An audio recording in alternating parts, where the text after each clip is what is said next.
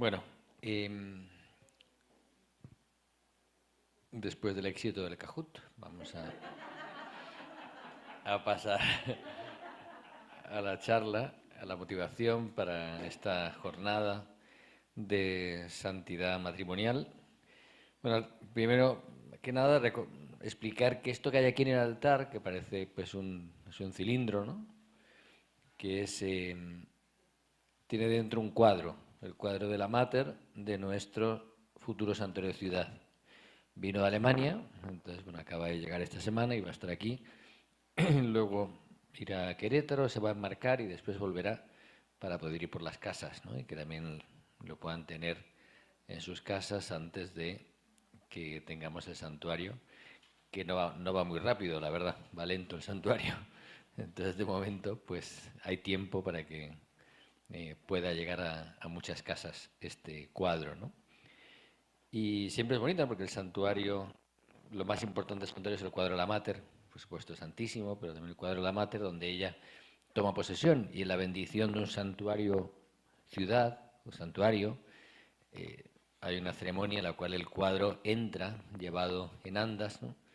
Y se coloca durante la ceremonia de bendición en el hueco que hay en el retablo, ¿no?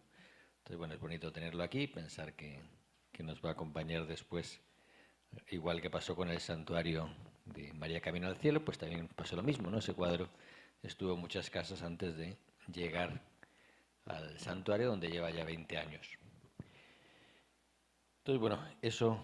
Luego también abajo, aunque no se ve ahora por los que están ahí por la cámara, hay un sagrario, que a lo mejor lo han visto, una réplica del futuro sagrario o tabernáculo del santuario ciudad. Pues, este es una réplica, que te vean, ¿sí? Que va a ser así, con esa última cena, donde están María con los discípulos y Jesús ahí en el medio. En realidad es Pentecostés, ¿no? Es el momento en que está rezando con los discípulos, pero Jesús está en el centro, ¿no? O sea, y el sagrario es el lugar, ¿no? El centro. Bueno, eso es lo que está conquistando la rama de familias, para que también sepamos.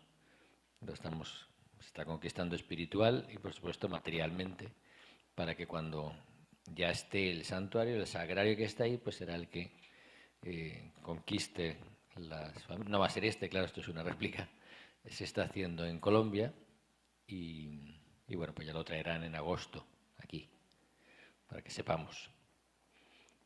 Y bueno, pues hoy el tema, este retiro es un intento, ¿no? En este ciclo pues de profundizar en la santidad matrimonial. Agradezco al matrimonio que han dado el testimonio, que de alguna forma nos ayudan, ¿no? A situarnos en el contexto de a qué aspiramos, ¿no? A vivir la santidad matrimonial, ¿no? ¿Y qué es la santidad matrimonial, ¿no? ¿Cómo imaginamos? Y ya de por sí cuesta pensar, ¿no?, qué es la santidad, ¿no? Yo cuando uno le preguntan quién es santo o una persona santa, pues se imagina a alguien que hace todo bien, ¿verdad? Que piensa bien, que actúa bien, que se comporta bien, que tiene, podríamos decir, vive de forma extraordinaria las virtudes, ¿no? De hecho, una de las pruebas que se piden, ¿no?, cuando alguien es canonizado es que viva de forma heroica todas las virtudes, ¿no? Entonces, en su vida.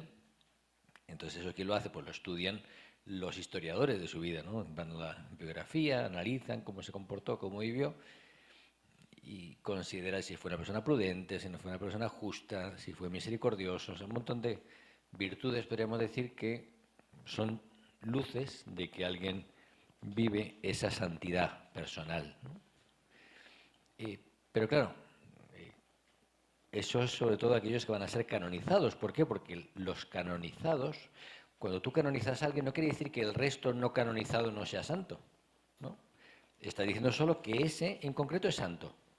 ¿Y por qué ese es santo? Porque tiene una devoción, generalmente los fundadores, muchos fundadores son santos, no todos, ¿no? Porque tienen un eco en mucha gente que al final hace que esa persona se canonice, no solamente a la persona, sino su camino de santidad. ¿Cuál fue el camino que esa persona vivió? Que tiene que ver con una espiritualidad concreta.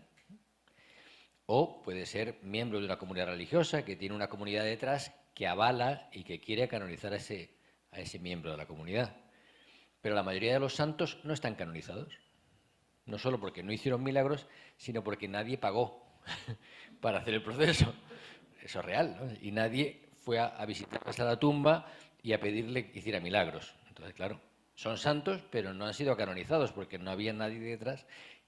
Y pasa algo, no, simplemente los canonizados se convierten para nosotros, que estamos aquí caminando, en modelo de santidad, en un camino de santidad.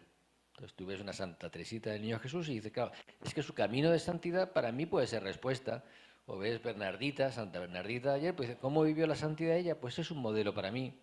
O me ayuda a vivir mi santidad personal, o Santa Teresa de Jesús, o todos esos santos.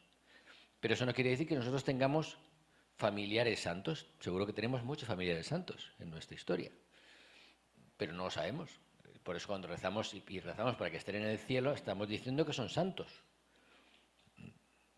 Porque la santidad es que yo, en realidad, en mi vida, he querido estar con Dios y la consecuencia de eso es que estoy con Dios.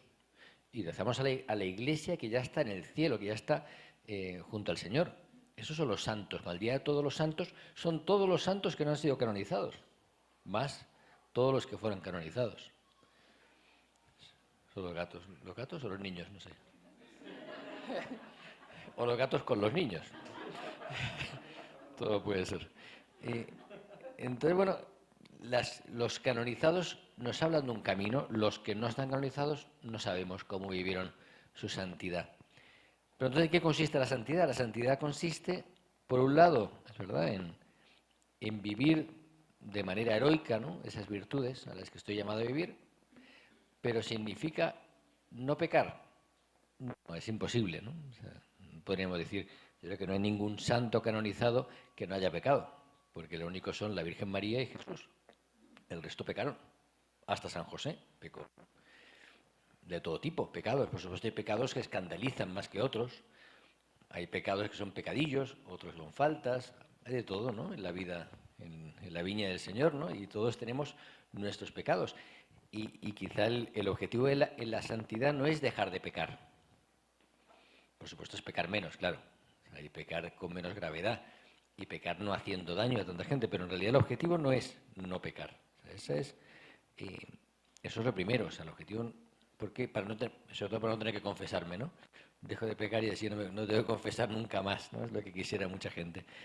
Esa no es la verdadera santidad. Entonces, bueno, yo voy a tratar de decir algunas cosas que pueden ayudar, ¿no?, respecto al... Porque claro, además estamos hablando aquí de santidad matrimonial. Eso ya tiene más gracia, claro, porque ya es juntos. Hay pocos matrimonios canonizados, o reconocidos como santos, como matrimonios. Solamente, de hecho, hay dos muy conocidos, ¿no? Los Quattrocchi, un matrimonio italiano que fue canonizado a comienzo de este siglo, y los padres de Santa Teresita. Son dos matrimonios que fueron canonizados. Habrá muchos más, pero no han sido canonizados, claro, porque tampoco lo pagaron sus hijos, ni los nietos, entonces, claro, no lo pagó nadie, pues se quedaron sin canonizar. Pero seguro que muchos matrimonios son santos, no canonizados. Entonces, la santidad matrimonial es posible. Hoy es posible. Quizás si esta charla fuera a principios del siglo pasado, pues se dudaría mucho que alguien pudiera ser santo estando casado. La solución era, como hizo San Nicolás de Flue, dejar a su mujer con 10 hijos e irse de ermitaño. Él es santo. La mujer, no.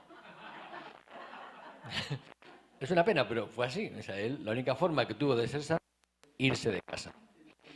No lo propongo, ¿vale? No.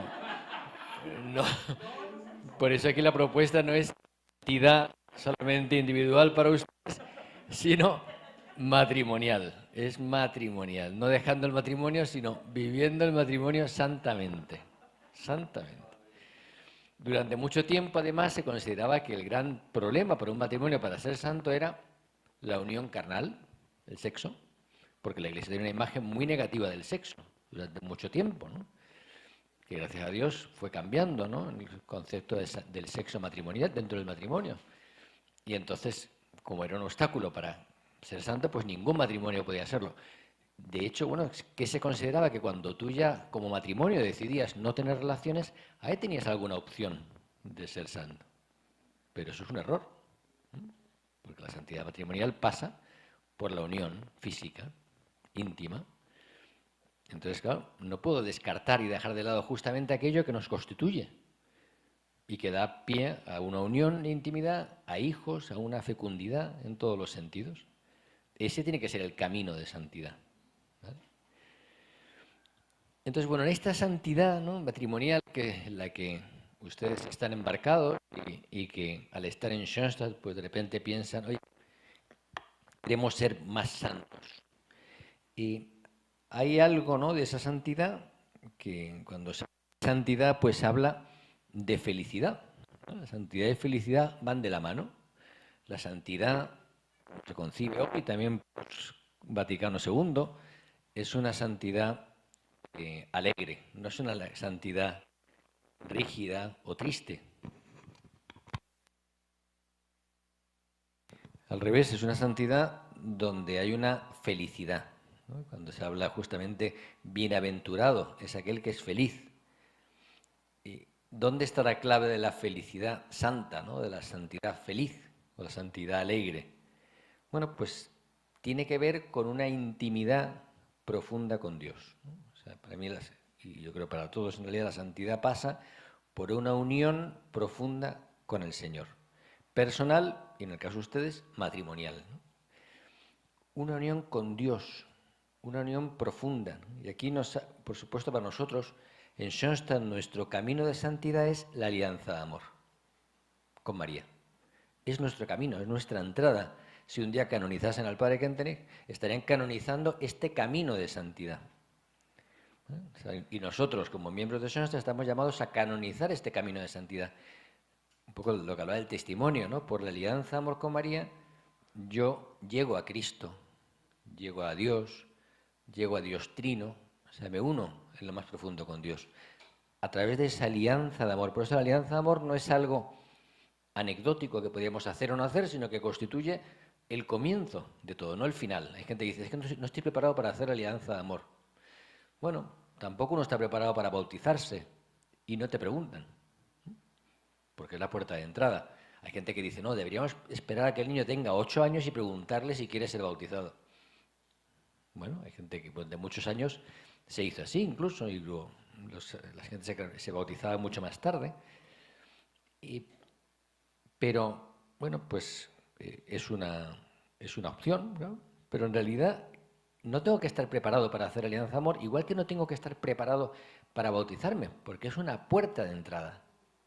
Es el acceso, ¿no? Es la entrada que tengo. Por eso ustedes, cuando hicieron el año pasado la alianza de amor, no estaban preparados. Pero lo que han visto después, o lo que contaban antes el testimonio, han visto cómo ha ocurrido un cambio, ha habido un camino en mi crecimiento interior. Me he encontrado más con Dios, me he acercado más a Dios.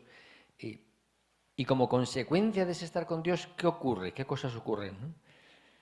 Bueno, pues al orar más, al rezar más, cuando uno hace la alianza de amor, ¿qué es lo que dice el acta de fundación? Que me comprometo a una vida de oración intensa. Intensa, ¿qué significa eso? Pues nada, no hay grados. O sea, intenso significa mucho. Sí, claro, no te dice cuántas veces al día, ni cómo, ni de qué forma. Te dice intensa, con lo cual te complica todo. Porque a la gente le gusta que le digan las cosas claras, ¿verdad? Para ir al cielo rezas un rosario diario. Lees durante 10 minutos. Nos gustan las recetas para ser santos. Es una pena, pero nos gustan las recetas porque lo otro nos parece muy, muy vago, ¿no? A ti te dice, estás enfermo, ¿qué tienes que hacer? Una pastilla cada 8 horas. Si te dicen eso, no me digas, Adriana, que es tu hija.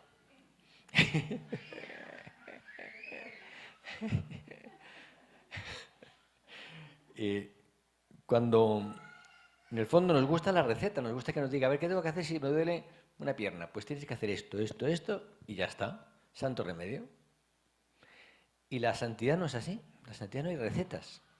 Y eso que nos gustan las recetas, pero no hay recetas. Te dicen una vida de oración intensa. ¿Quién decide lo que es intenso? Bueno, ¿cómo? Depende de cada quien, claro. Depende de cada quien, pero intenso. No dice más o menos, no dice cada 3 días o cada 7. Dice intenso. Es una flecha. Si no tuviera que hacer flechas en la vida para mi camino de santidad, pues siempre hablamos de 4 flechas, ¿vale? 4 flechas. Imaginaos ustedes en el medio. Aquí tengo una foto, pero no la pueden ver. Pero está en el medio yo, hacia arriba, para graficarlo de alguna manera, Dios. Dios Trino, a través de María. Mi camino es a través de María. Dios Trino. Santidad pasa por amar a Dios, encontrarme con Dios, vivir en Dios. Bueno, ese es el camino. Como consecuencia de ese rezar, además matrimonial, es decir, tenemos que rezar juntos. Es difícil rezar juntos, ¿no? ¿O le resulta bien? Rezar en alto. ¿Quién reza en alto de aquí, delante del otro, todos los días? Alguno. A otros les da pena, ¿verdad? ¿Cómo voy a rezar en alto? Bueno, pues son formas. Rezar juntos no significa rezar a veces, rézate algo como decía Edgar antes, ¿no? Padre nuestro que está... No, rezar es hablar con Dios. El Padre Nuestro era la forma más sencilla que tenía Jesús de decirle a los discípulos cómo rezar. Pues dile papá, tengo hambre, tengo sed, tengo miedo. ¿No? Eso es la forma más sencilla, el Padre Nuestro. No era una forma hecha, la fórmula hecha eran los salmos en la época de Jesús. Ahora es el Padre Nuestro, pero en aquel tiempo eran los salmos. Y rezaban con salmos que ya estaban hechos. Pero no rezaban espontáneamente. Y Jesús les dice, recen espontáneamente. Y rezan el Padre Nuestro. A nosotros nos dicen, reza espontáneamente y rezo el Padre Nuestro. No, estoy mal. Tengo que rezar espontáneamente en el espíritu del Padre Nuestro, en el espíritu de la alianza de amor, de entregarle todo a Dios. Esa oración de acción de gracias, de alabanza, cada uno sabe cómo quiere rezar, como en familia, con su cónyuge. Bueno, eso es lo primero, hacia allá, hacia arriba. Y lógicamente cuando yo estoy arriba, cuando yo experimento esa gracia de cobijamiento de la que hablábamos, ¿qué es lo que experimento? Que descanso en Dios. Y en realidad eso, ¿qué provoca? Una flecha hacia abajo. ¿Y cuál es la flecha hacia abajo? Pues lo que en Shastra se habla ya del poder en blanco, de la inscripción, de una profundización de la alianza de amor. ¿Qué significa hacia abajo? Hacia lo profundo, podríamos decir, del corazón. Es decir, que yo estoy no solamente cobijado porque estoy muy en paz en el santuario, sino porque de repente estoy anclado allí. Es decir, que mi seguridad, mi felicidad, mi estabilidad están en Dios. Es decir, que podrá venir 10 pandemias que no me quitarán la paz. Podrá ocurrir todas las cosas que decían antes, parece que no es fácil, ¿no? Porque nadie te enseña, es verdad, a vivir la cruz, a vivir la enfermedad, a vivir la pérdida. Pero si realmente yo vivo en Dios, ¿no? Parece fácil, ¿verdad? Parece fácil. ¿Cómo se vive, ¿no? ¿Cómo se puede vivir realmente esa actitud, ¿no? De abandono en Dios, de descanso en Dios, que mi felicidad no dependa de que las circunstancias todas sean favorables en mi vida. Que poca gente hay que ante la cruz vive con paz. Muy poca. Por eso pensamos, es verdad, que la santidad es muy escasa, claro que sí. Porque la santidad pasa por ahí. Pero es tan difícil vivir desprendido, es decir, desprendido de mis propios afanes, de mis propios miedos. Qué difícil es vivir sin miedo. Es difícil. ¿Quién no tiene miedo a que pase cualquier cosa? Un accidente, aquí pues un diluvio, un vendaval, ¿no? Como, que se vuelve a inundar Monterrey, como las veces que ha pasado, que la pandemia sea más grave, que me enferme de COVID, el miedo. ¿Y qué provoca el miedo? En realidad, que yo no tenga lo que se llama en la Iglesia y en la teología la santa indiferencia. La santa indiferencia es distinta a la indiferencia. La indiferencia es que no me importa nada, ¿verdad? Eso no es bueno. Eso tiene que ver con la depresión muchas veces, con la falta de interés por el mundo, por la vida. No, la santa indiferencia es la indiferencia en Dios, es decir, que no tengo miedo porque estoy cobijado en Dios, porque mi felicidad no me la va a quitar nadie. Nadie me va a quitar la paz. Nadie tiene la capacidad de quitarme la paz. Eso es real. Nadie tiene poder sobre mí tan fuerte como para quitarme la paz. incluso aunque me critiquen, ¿no? O sea, eso que tanto hablamos ahora, ¿no? Ahora con las redes sociales, cualquier comentario negativo en las redes sociales, ¿no? Hay gente que la hunde. Me acuerdo de una actriz de Juego de Tronos que cuando en el momento cúspide de su fama decía que tuvo una depresión. Entonces decía, claro, es que me podían hacer 1000 comentarios positivos, pero bastaba uno negativo en las redes sociales para hundirme. Dice, qué impresionante, uno. A lo mejor tenía 10.000 positivos, pero uno la hundían. O sea, ¿cuántos comentarios negativos me hunden? Incluso de gente que no conozco, porque bueno, si me lo dice mi cónyuge, pues me puede afectar más. Si me lo dice un hijo mío, me puede afectar más. O mis padres. Pero si me lo dice un desconocido, ¿cómo es capaz de quitarme la paz un desconocido? Y pasa, nos pasa. ¿Por qué? Porque no estamos anclados en Dios. Porque no estamos anclados como matrimonio en Dios, porque no confiamos, no nos fiamos de Dios.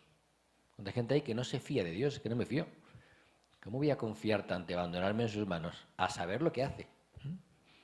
Como Dios puede hacer todo, pues a saber lo que hace Dios. Entonces, cuando tengo esa imagen de Dios, cuando yo no tengo una imagen de Dios misericordioso, no tengo una imagen de Dios que me quiere y que quiere mi bien, cuando no tengo una imagen de un Dios que jamás me va a mandar cruces, porque Dios no se dedica a mandar cruces, ese concepto ya está antiguo, Dios no manda cruces, ¿qué va a mandar cruces Dios? Ni que fuera una especie de, estuviera así, le di en la frente, ¿no? O sea, no, hombre, no. O sea, Dios no manda cruces, ¿cómo va a mandar cruces? ¿No? A veces cuando decimos Señor, hay una oración en Schoenstatt que a lo mejor un día rezarán que dice, te pido todas las cruces. Y tiene un sentido, que es de libertad interior, más. Parece como si le pido todas las cruces me van a empezar a caer, ¿no? Y si le pido todos los millones de pesos, ¿me los manda? Si le pido un coche a Dios, ¿me lo manda? Pero si le pido una cruz, sí. Es un pensamiento absurdo. No tiene lógica, ¿no? Si yo le pido algo a Dios y pienso que me lo va a dar, pues le voy a pedir coches. Le voy a pedir que me vaya bien en todo. Y lo hacemos, ¿eh? En el Padre Nuestro y en todas partes. Pero a veces parece como que si le pido algo malo, malo entre comillas, porque lo hago para sentirme libre de aquello que pido, en realidad. Porque cuando le pido, Señor, que dame aquello que más temo, le estoy pidiendo que me libere de mi miedo a que ocurra lo que más temo. Porque esa es la santidad. Y eso es un don de Dios. Humanamente no estamos capacitados para vivir así. Nos da miedo y nos asusta todo lo que pueda ser un daño para mí o para mis hijos o para mi cónyuge o para mi familia. No estamos preparados para la pérdida, ninguno. Deseamos estar con los que queremos toda nuestra vida hasta que lleguemos al cielo y morir a ser posible el mismo día, ¿verdad? Para no sufrir, ni uno ni otro. Hay gente que dice, bueno, que se muera él antes, así sufro yo. Esperemos que sea el motivo, ¿no? Pero bueno, a veces es así, o sea, o los dos juntos, o el otro antes, o yo antes, o sea, bueno, cada uno tiene su... Pero en realidad aspiramos a eso, no queremos sufrir por la pérdida. Nos da miedo, humanamente. Por eso la santidad es un don, no es fruto de mi voluntad, es un don, es una gracia, la santidad matrimonial y la santidad personal. Es un don de Dios, es Él el que hace el milagro en mí. Porque humanamente nuestra tentación siempre es, por supuesto, el miedo.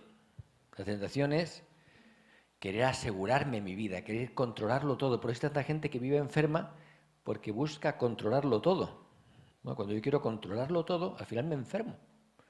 Porque es imposible tener el control sobre todo, ¿no? Tener cámaras en todas partes, tener todas las cosas preparadas, listas, todo seguro, que no me pase nada, que no... Es imposible controlar el futuro.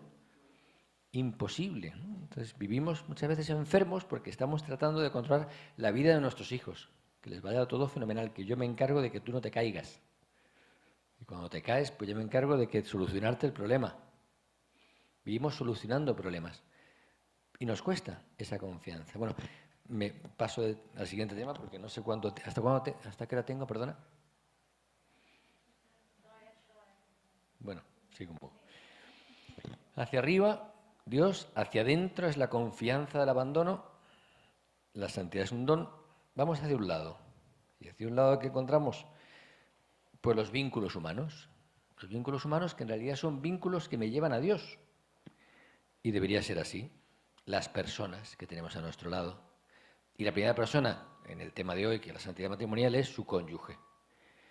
Y por eso la primera cuestión, la primera pregunta es ¿cómo es la calidad? La calidad de mi vínculo matrimonial, que es el más importante ahora mismo en nuestra vida. Es el más importante, más que los hijos. Es el más fundamental. Es donde el pilar, ¿no?, de la santidad matrimonial. ¿Cómo es ese vínculo? ¿Cómo es esa unión? Bueno, aquí se daría para otra charla, que es las 4 R's, ¿no?, que ya será en abril o mayo, y que de alguna forma me habla de cómo gestionar, ¿no?, ese vínculo matrimonial, ese vínculo fundamental. Pero ¿cuáles son los problemas en los vínculos? Que tenemos pecado original. Los vínculos serían fenomenal si no tuviéramos pecado original, pero estamos un poco rotos por dentro, estamos heridos. Y como estamos heridos, ¿qué surge de los vínculos? Orgullo, ¿no? El orgullo, el querer tener razón siempre, ¿no? Como decían hace poco una persona, decía, prefiero ser feliz a tener razón, ¿no? Pues es una forma, porque si tienes razón siempre, al final vas a ser un infeliz, porque buscarás siempre tener razón. La soberbia, el egoísmo, la envidia, las expectativas que tenemos sobre los demás, sobre nuestro cónyuge, sobre nuestros hijos, sobre nuestros amigos, sobre nuestros papás, sobre nuestros parientes. Los vínculos también se rompen muchas veces por el poder. Yo quiero tener el poder sobre ti. Todos estos pecados que forman parte de nuestra fragilidad humana, el abuso de poder, la envidia, las expectativas mal llevadas, la soberbia, el egoísmo, todo eso hace que muchas veces nuestros vínculos estén muy heridos y se va acumulando todo, ¿no? Porque en la vida todo se va acumulando. Lamentablemente, nuestro corazón es una esponja que todo lo absorbe y las heridas están ahí siempre y muchas veces cuando me vuelven a hacer daño en lo mismo, la herida vuelve a abrirse.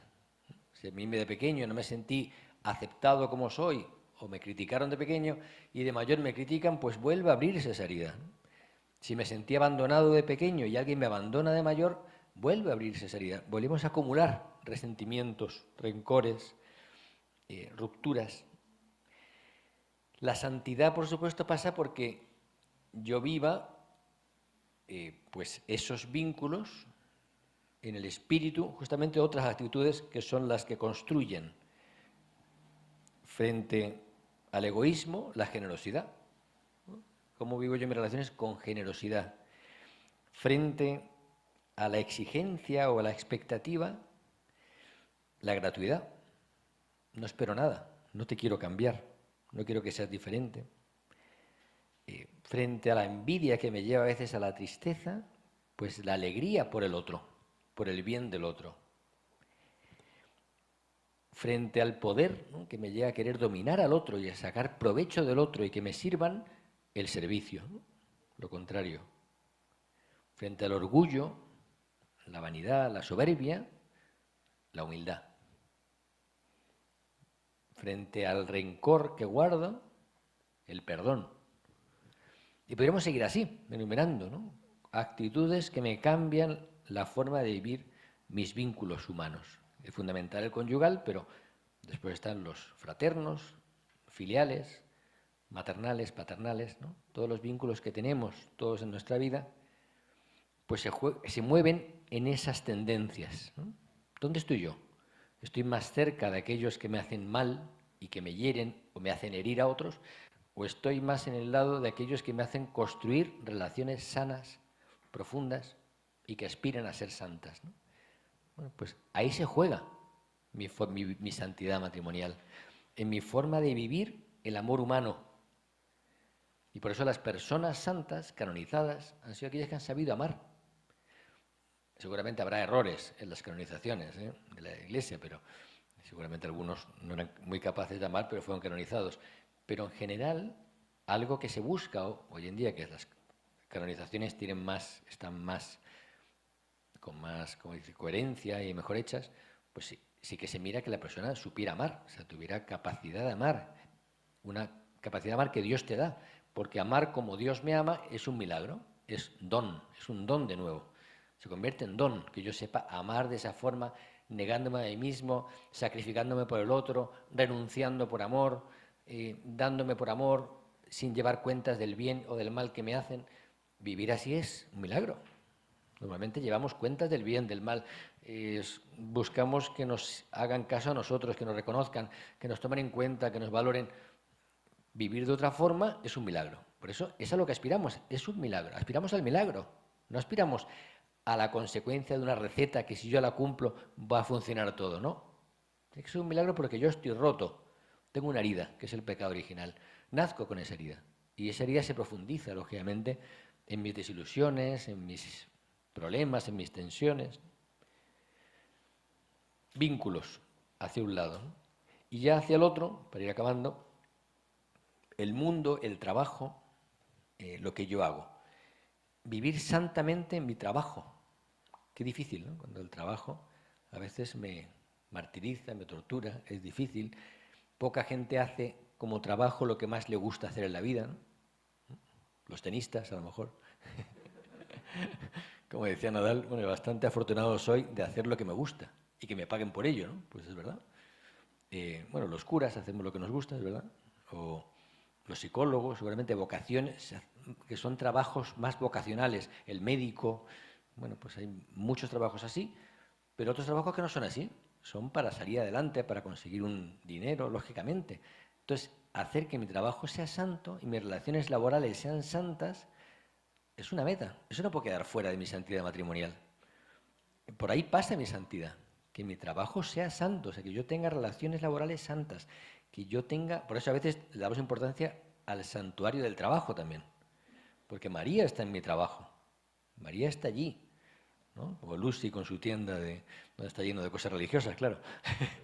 Es un trabajo santo. Pero lógicamente en otros lugares no está un cuadro de la mater, no me ayuda, pero tengo que vivir santamente mis relaciones laborales. ¿Cuánta gente que hay que se preocupa mucho del sexo y del sexto mandamiento y le da igual la doctrina social de la Iglesia y la preocupación por el necesitado? Y de eso nunca se confiesa. Se confiesa del sexto mandamiento, pero no de haber sido injusto con la persona que trabaja para mí, o haber tratado mal al empleado, haber tratado mal al que me facilita cosas para mi trabajo, o a mi jefe. Eso no lo confieso, confieso solo lo que tiene que ver con el sexo. Es una pena, porque es una imagen distorsionada de mi vida, ¿no? La relación con el mundo. ¿Cuál es mi relación con el mundo? Una vez puede pensar, no es que para ser santo tengo que salirme del mundo. No, si Cristo lo que me dijo, tú estás en el mundo. Y ustedes como laicos, matrimonios laicos, están llamados a ser sal y luz dentro del mundo, no fuera del mundo. Pero qué difícil es compaginar, ¿no? Tantas cosas del mundo que a veces me alejan de Dios o me alejan de las personas. ¿Cómo manejo yo mi ocio? ¿Cómo vivo yo mi ocio santo? Que mi ocio sea santo. Las cosas que veo, las cosas que hago, las cosas de que me sirvo a veces. Bueno, ¿cuántas adicciones hay hoy a las que me lleva el mundo, ¿no? Los videojuegos, el sexo, las redes sociales, la droga, el alcohol. Son adicciones que ya tienen que ver con una enfermedad. La mayoría de nosotros puede que no tengamos ninguna adicción, pero tenemos pecados en esa línea. Claro que sí, todos. Porque todos tenemos fragilidad en esto. Es humano. ¿Qué significa vivir santamente de todo eso? Nunca dejarme llevar por una red social, por ejemplo. Nunca caer en una tentación de comprar. No, porque seríamos ángeles y no somos ángeles, somos carne. Santificar el mundo significa vivir en el mundo, no fuera de él. No me voy a una ermita como San Jerónimo que se fue a Belén y vivió en una cueva. Bueno, así no es que sea fácil, pero tiene menos tentaciones. En el mundo no tiene más tentaciones. ¿Cómo hago para vivirlas bien? Para vivirlas con paz, para que no me quite la alegría nunca, ¿no? Para santificar el mundo, o sea, para que también Dios esté presente en ese mundo. Yo creo que ese es el gran desafío del cristiano. No irse del mundo, sino en el mundo llevar a Dios y llevar a Dios al mundo, a las personas que están en el mundo, a los que no creen en Dios, a los que no piensan como yo. A veces cuando alguien no piensa como yo, dejo de hablar con él. Pero bueno, eso es una pena, porque ¿por qué dejo de hablar con él, ¿no? Si porque quiero convencerlo, y como no lo convenzo, pues dejo... No, es que no se trata de convencerlo, se trata de quererlo, de aceptarlo, de convivir, ¿no? Vivir en el mundo es eso, el vivir en el mundo no es simplemente querer cambiar el mundo y que sea distinto, como me gustaría a mí, como una iglesia. No, el mundo es lo que es y tiene de todo, pero vivir en el mundo significa vivir unido a Dios en el mundo. No es tan fácil, lógicamente. Entonces, bueno, todo esto son ideas, pues se ayudan, ¿no? En esa cruz, ¿no? Hacia arriba, hacia lo profundo, hacia los vínculos humanos que tengo, donde tengo que vivir la santidad, y sobre todo también hacia ese mundo donde vivo, ¿no? No vivo en una burbuja, vivo en medio de la sociedad, rodeado de personas que no creen y no van a creer nunca. Incluso a lo mejor odian la iglesia. Y yo tengo que ser cristiano en medio de un mundo que a lo mejor no me quiere por ser cristiano, me llaman beato, me llaman... Pero ahí tengo que dar mi testimonio, que no significa estar en guerra, significa traer paz, significa ser misericordioso, significa acoger. Pero en el mundo, no saliéndome de él, ¿no? Bueno, estos son temas difíciles, no digo que sea fácil, pero ahí la santidad matrimonial entonces pasa por todo esto y es un don que Dios, que le pido a Dios, por supuesto, que le pido que me regale, pero que trato de crecer cada día en este camino, porque es un camino y todos estamos en camino.